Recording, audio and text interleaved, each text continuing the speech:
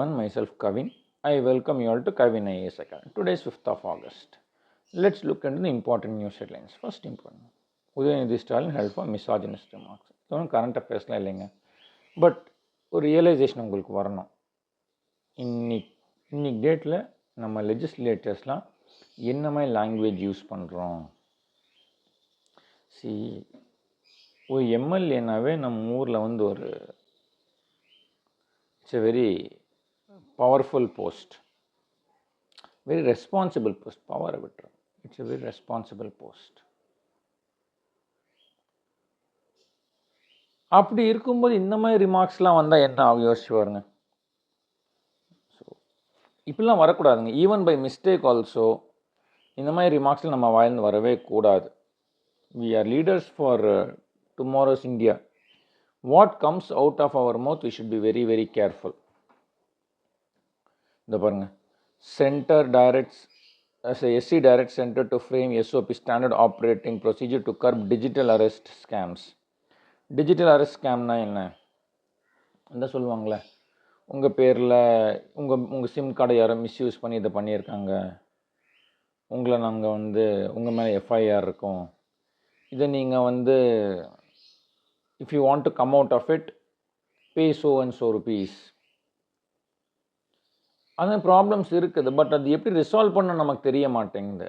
இப்போ நம்ம ஊரில் திருட்டு போயிடுச்சுன்னா லோக்கல் போலீஸ் ஸ்டேஷனுக்கு போகிறோம், பட் இந்த மாதிரி இஷ்யூ வந்து அது எப்படி ரிசால்வ் பண்ணணும், லோக்கல் போலீஸ் கூட ஐடியா இருக்க மாட்டேங்குது இந்த மாதிரி ப்ராப்ளம்ஸ்லாம் எப்படி ரிசால்வ் பண்ணணும் அப்படிங்கிறது. இது ஒரு இம்பார்ட்டண்ட்டான news. Next, E20 petrol. E20 petrol தேவையா இல்லையா? யோசி, இந்த நியூஸ் பேப்பர் படிக்கும்போது நீங்கள் கண்டென்ட் பின்னாடி ஓடாதீங்க. E20னா என்ன, அங்கே எத்தனால்னு 20% பிளெண்ட் பண்ணுறாங்க. நார்மல் பெட்ரோலில் 20% எத்தனால் பிளெண்ட் பண்ணுறாங்க. எத்தனால்னா என்ன? நார்மல் சுகர் கேனை ஃபர்மெண்ட் பண்ணுறாங்க. ஓகே, அதுதான் எத்தனால். இப்போ ஸ்டேஜஸ் ஆஃப் பயோஃபியூவல்ஸ்னா ஸ்டேஜ் 1 பயோஃபியூவல்னா என்ன, ஸ்டேஜ் 2 பயோஃபியூவல்னா என்ன, ஸ்டேஜ் 3 பயோஃபியூவல்னா என்ன, இதெல்லாம் நீங்கள் வந்து பேசிக்ஸில் படிச்சிருப்பீங்க. இதை அப்படியே இம்ப்ளிமெண்ட் பண்ணுங்க இங்கே. Okay, this is important. Then நாம் வந்து E20 பெட்ரோல் யூஸ் பண்ணுறது பெட்டரா இல்லையா? E20 பெட்ரோல் யூஸ் பண்ணால் என்ன ஆகும்? மைலேஜ் ட்ராப் ஆகுது, என்ஜினோட லைஃப் குறையுது, but at the same time import bill குறையுது, எனர்ஜி செக்யூரிட்டி கிடைக்குது, நம்மளுடைய ஃபாரின் எக்ஸ்சேஞ்ச் சேவ் ஆகுது. ப்ரோஸ் அண்ட் கான்ஸ் ரெண்டையும் பேலன்ஸ் பண்ணி பாருங்கள். இதுக்கு என்ன சொல்யூஷன்? E20 தேவை, E20, E30, E40 எதுக்கு வேணாலும் போங்க, பட் என்னென்னா கொஞ்சம் ஸ்லோவாக கொண்டு போங்க. இப்போ திடீர்னு E20 கொண்டு வந்துட்டாங்க, நம்ம ஊரில் இருக்க எந்த வண்டி E20க்கெலாம் ரெடி கிடையாது. அந்த மாதிரி கேஸில் எப்படி நாம் வந்து நம்மளோட வண்டியோடைய ஒரு எவ்ரி வெஹிக்கிள் நாமளே இண்டியன்ஸுங்க, நம்ம we are all middle class. இன்றைக்கி ஒரு ஸ்கூட்டர் வாங்கணும்னா 1 லட்ச ரூபா 1.5 லட்ச ரூபா கிட்டத்தட்ட 1 லட்ச ரூபாய்னு வச்சுக்கோங்களேன். அந்த 1 லட்ச ரூபா அந்த இடத்துல போட்டால் அது அட்லீஸ்ட் ஒரு 10 வருஷத்துக்கு நம்ம ஓட்டணும்னு நினைப்போம் அந்த ஸ்கூட்டரை. பட் இப்போ என்ன ஆயிடுச்சுன்னா இந்த E20 பெட்ரோல் வண்டியோட லைஃப் குறைய ஆரம்பிக்குது. மேபி 6 years 7 years, அதுக்குள்ளே மறுபடியும் நம்ம இன்னொரு வண்டி வாங்குற மாதிரி ஆயிரும். So these are the challenges. நீங்கள் யோசிக்கணும் இதெல்லாம், ப்ரோஸ் கான்ஸ், வே ஃபார்வர்ட். அப்போ கன்க்ளூஷன் எழுதணும். Definitely E20 is the need of the hour நமக்கு, considering the volatile situation in the Middle East. But how to implement it, that is very important. It must be implemented calculatively and properly. Okay, good. Next,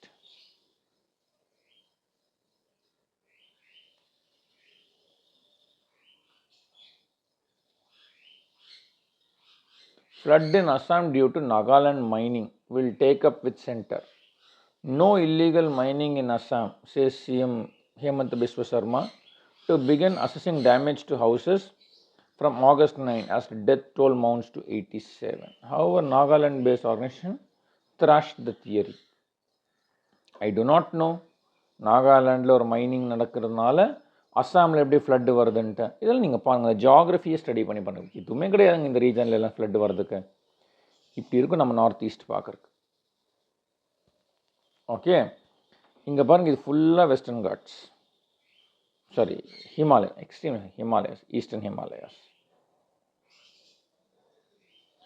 இந்த rain bearing winds போய் அடிக்கும். This is Bangladesh. Okay, this is Assam, this is Arunachal Pradesh. ஓகே, என்ன ஆகுது, இப்படி rain bearing winds போய் அடித்த உடனே கம்ப்ளீட் ரெயின்ஃபால், பயங்கரமாக ரெயின்ஃபால் நடக்கும். சைனா வந்து அருணாச்சல் பிரதேஷ் வேணும், அருணாச்சல் பிரதேஷ் வேணும், அருணாச்சல் பிரதேஷ் வேணும், இவ்வளோ ஃபைட். அதுக்கு என்னங்க ரீசன்? வேறு எந்த ரீசனும் கிடையாது. அவ்வளோ பெரிய சைனா இவ்வளோண்டு அருணாச்சல் பிரதேஷ் வச்சு என்ன பண்ண போகிறான்? எந்த ரீசனும். அதேமாதிரி ஜம்மு அண்ட் காஷ்மீர் வேணும் பாகிஸ்தானுக்கு, சாரி ஜம்மு அண்ட் காஷ்மீர் வேணும் பாகிஸ்தான். என்ன ரீசன்? 90% வாட்டர் சோர்ஸஸ் இருக்குல்ல, இது இந்த ஏரியாவிலேருந்து தாங்க வரும். நீங்கள் வாட்டரை கண்ட்ரோல் பண்ணிக்கோங்களேன், நீங்கள் அந்த நேஷனுடைய மொத்த எக்கானமியும் கண்ட்ரோல் பண்ணிக்கலாம். அதுதான் ரீசன், வேறு எதுவுமே கிடையாது. ஜம்மு அண்ட் காஷ்மீர் வச்சுட்டு பாகிஸ்தான் ஒன்றும் நாளைக்கே வல்லரசு நாடும் ஆயிடாது. இந்தியா வந்து இன்றைக்கி ஜம்மு அண்ட் காஷ்மீர் அவ்வளோ கஷ்டப்பட்டு ஹோல்டு பண்ணி வச்சுட்டு இந்தியா ஒன்றும் பயங்கரமாக ஒன்று. வாட்டர் இங்கே டிபெட்லேருந்து எல்லா அந்த இண்டஸ் ரிவர், எல்லா இம்பார்ட்டன்ட் ரிவர்ஸ் இங்கே இருந்தாங்க கிளம்புது இந்த ஏரியா. அதே மாதிரி இங்கேயும் பாருங்கள், பிரம்மபுத்திரா இப்படி வரும். தோ இட் ஒரிஜினேட்ஸ் இன் டிபெட்டின் பிளாட்டோ, பட் அதோட மெயின் இது இருக்குல்ல, அது இந்தியாவுக்குள்ளே வந்து தாங்க நடக்குது main entry.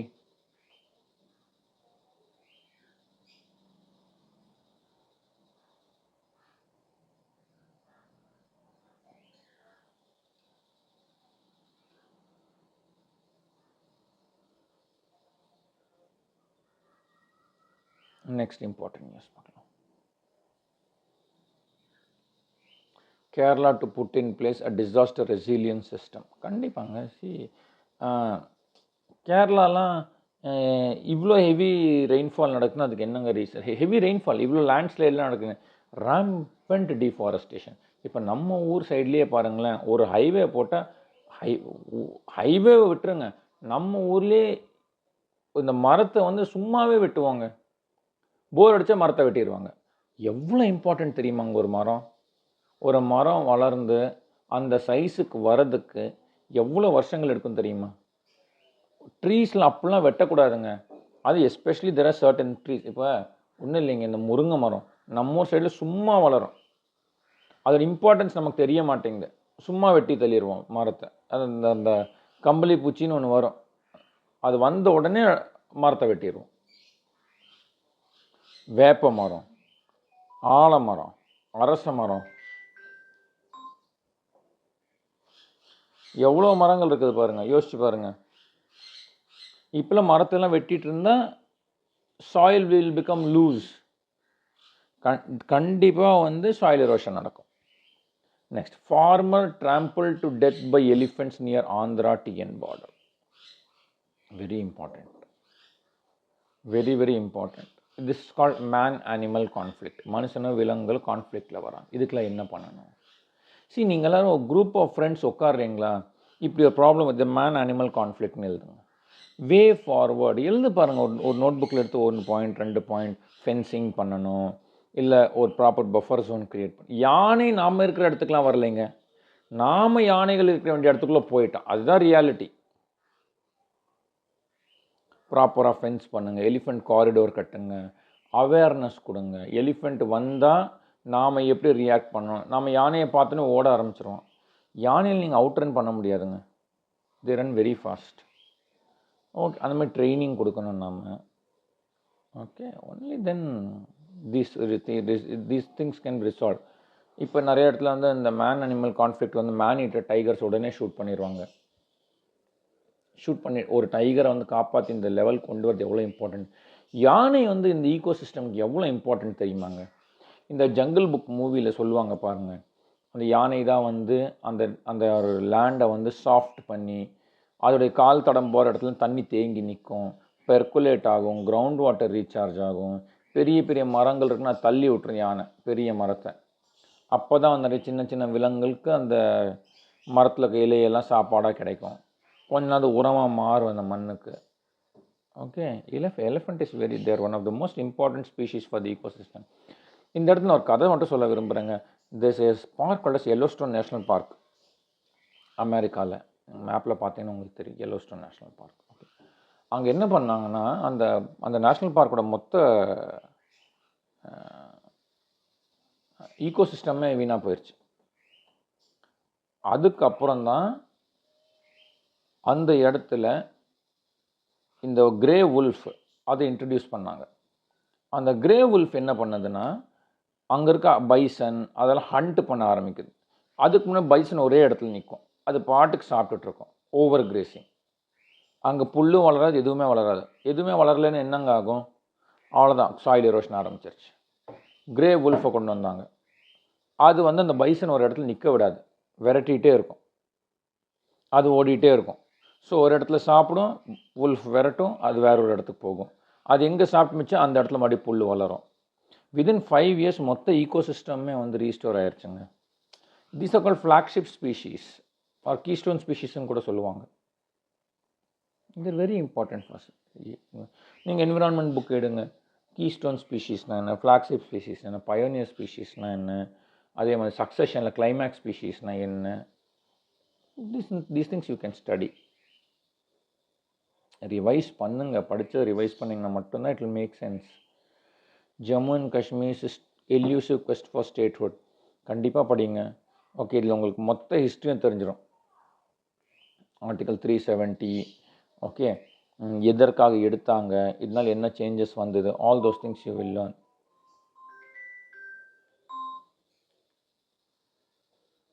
Next, straws in the wind. Okay, this is not important. NATO enters as new era of strategic transfer. Very very important news, கண்டிப்பாக படிங்க. Very very very very important news. Okay, கண்டிப்பாக படிங்க. Next, India spot to upgrade infrastructure and train. 2036 நம்ம வந்து Olympics organise பண்ணலான்னு plan பண்ணுறோம். அதுக்கு என்ன இன்ஃப்ராஸ்ட்ரக்சர் வேணும், கோச்சஸ் வேணும். ஒரு ஐஏஎஸ் ஆஃபீஸருங்கிற ஹஸ்பண்ட் ஒய்ஃப் கப்புள், அவங்க வந்து அத்லீட்ஸ் ட்ரெயின் பண்ண வேண்டிய ஸ்டேடியமில் வந்து அந்த அவங்களோட டாகை வாக்கிங் போயிட்டு இருந்தாங்க. ஐ மீன் யோசிச்சு பாருங்களேன்.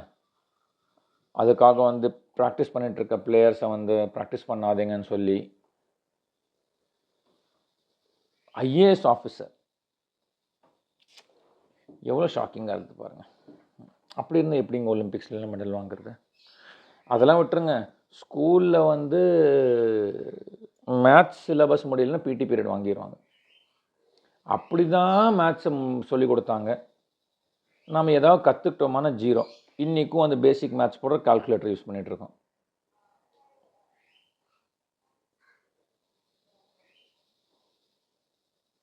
நல்லா யோசிச்சு பாருங்கள்.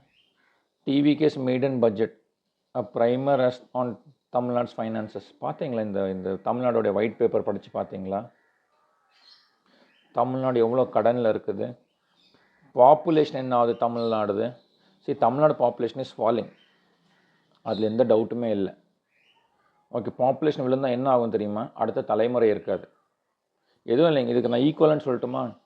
ஜப்பானோட பாப்புலேஷன் விழுந்துருச்சு. இந்தியாவில் ஹோண்டா ஒரு ஜாப்பனீஸ் கம்பெனி, நிசான் ஒரு ஜாப்பனீஸ் கம்பெனி. இன்னைக்கு டேட்டில் அவங்களோட எத்தனை கார் இருக்குது இந்தியாவில் பார்த்தீங்கன்னா, ஹோண்டாவில் பார்த்தீங்கன்னா 3 கார். 10 வருஷத்துக்கு முன்னாடி ஹோண்டாவில் கிட்டத்தட்ட 9 கார் இருந்தது. ஏன் தெரியுமா? அடுத்த தலைமுறை இல்லை இன்னோவேட் பண்ணுறதுக்கு. அந்த காலத்தில் இருந்த அதே ஹோண்டாவுக்கு ஒரே ஒரு என்ஜின் தாங்க, அந்த ஐவிடெக் என்ஜின். அது அப்போ கண்டுபிடிச்சாங்க. இன்னி வரைக்கும் அதே ஐவிடெக் என்ஜின் வச்சு தான் யூஸ் பண்ணிகிட்ருக்காங்க. ஏன்னா புதுசாக சிந்திக்கிறதுக்கு அடுத்த தலைமுறை இல்லை.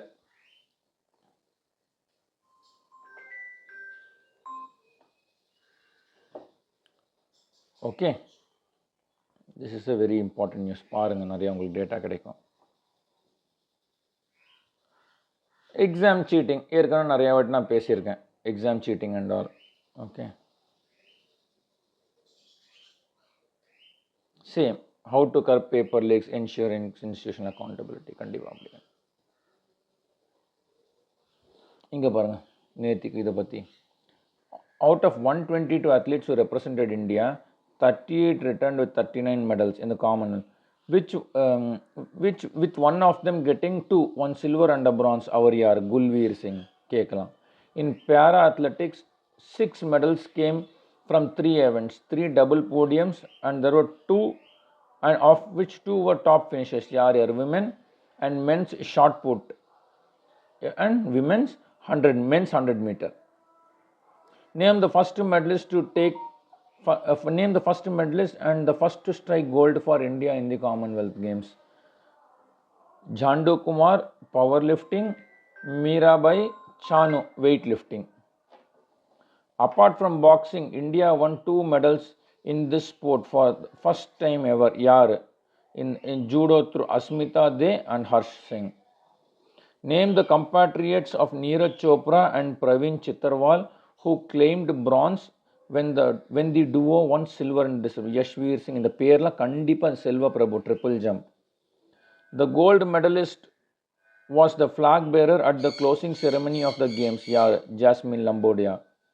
Youngest member of the Indian contingent also brought the curtains down to India. What is the name of the team? Lisha Das. Okay, இதெல்லாம் நீங்கள் கண்டிப்பாக படித்து தெரிஞ்சு வச்சுக்கணும். Okay, next E20. அதே டிபேட் தான் E20க்கும். ஓகே, கண்டிப்பாக நீங்கள் பார்க்கணும் E20 அண்ட் ஆல். நெக்ஸ்ட் ஏதாவது இம்பார்ட்டன்ட் நியூஸ் இருக்குன்னு.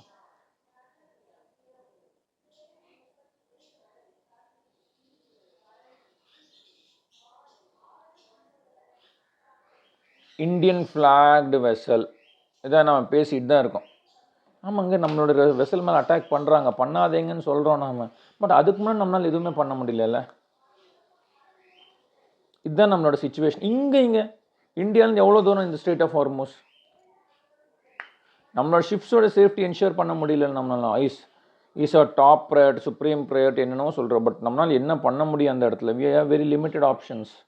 ஈரான் நமக்கு ரொம்ப க்ளோஸ் ஃப்ரெண்டுன்னு நம்ம சொல்கிறோம். பட் எதுவுமே நடக்க மாட்டேங்குது. இந்தியன் ஷிப்ஸ் மேலே அட்டாக் நடந்துட்டு தான் இருக்குது. அது எக்கானமி அந்த லெவலுக்கு டெவலப் பண்ணி ஆகணும். அதை நம்ம பண்ணலன்னா நம்மளால் எதுவுமே பண்ண முடியாது. as long as we do not develop our economy, we cannot do anything. 3 widely used medicines classified as carcinogen by WHO research. இது வரைக்கும் என்ன பண்ணிட்டு இருந்தாங்களா? மெடிசன் நம்ம கார்சினோ, கேன்சர் காசிங் மெடிசன்ஸ். ஆமாம், மெடிசனே கேன்சர் காஸ் பண்ண எப்படிங்க? அதே WHO சொல்லணும். நம்ம ரிசர்ச் ஏஜென்சியில் என்ன பண்ணுறாங்க? இதுக்கு ஒரு ஹைப்பர் டென்ஷனுக்கு எல்லாமே ஃபங்கல் இன்ஃபெக்ஷன், இம்யூனோசப்ரசன்ஸ். யோசிச்சு பாருங்க.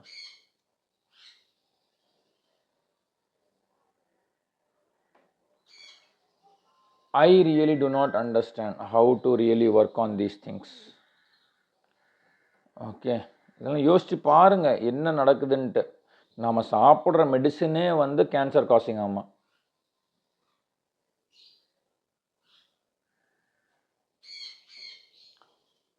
FSSAI bans 100% Dabur products. இதில் டாபர் ஹனின்னு ஒன்று வருங்க. அவ்வளோ ஹனி எப்படிங்க 100% பியூராக இருக்கும்? எப்படிங்க அவ்வளோ தேன் பூச்சி அவ்வளோ டாபர் இவங்க பாட்டிலாக விற்பனை பண்ணுவாங்க. எப்படிங்க அது 100% பியூராக இருக்க முடியும், நேச்சுரலாக இருக்க முடியும்? இந்த ஃபேஸ் வாஷ் வரும் பாருங்களேன், சலிசிக் ஆசிட் இருக்கும். எப்படி அது நேச்சுரல் ஆகும்?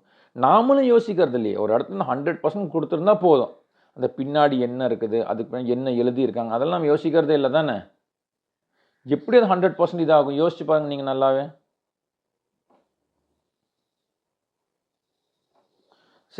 இதெல்லாம் நாம் யோசிக்கணுங்க. FSSAIனா என்ன, 100% எப்படி இருக்கலாம்? ஒரு சில விஷயங்கள் நம்ம யோசிச்சா தான் நமக்கு பதில் கிடைக்கும்.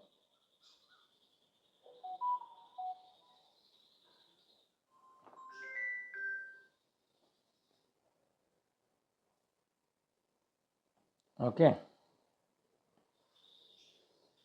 my dear friends, I guess that's it for today's newspaper.